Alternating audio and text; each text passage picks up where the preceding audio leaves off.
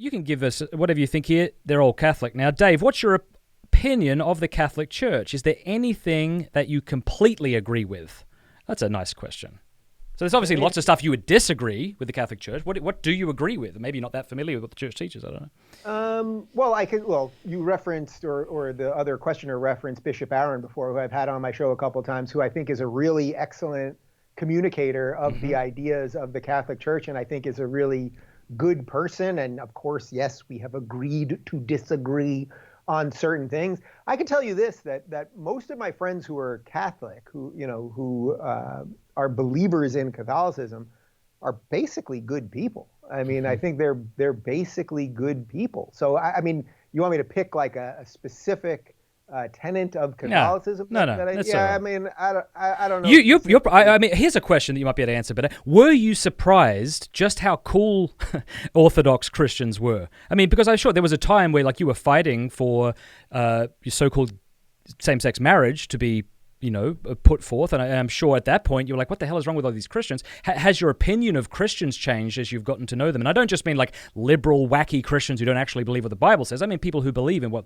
Christianity teaches. Well, first off, I never, even when I was a progressive and I was on the Young Turks and gay marriage was being fought for, and there was this like absolute hatred of religious people, I never felt that way, because it's like, if you're going to hate everyone that was against gay marriage, all right, do we all hate our grandparents? Everyone listening to this, their grandparents were not for gay marriage, right? Yeah. Like, that's just a thing. It wasn't a thing that was talked about at that time. Now we can have the conversation about traditional beliefs and versus modernity. That's fine. But like, this idea that you have to hate all of these people it's just a crazy idea to me.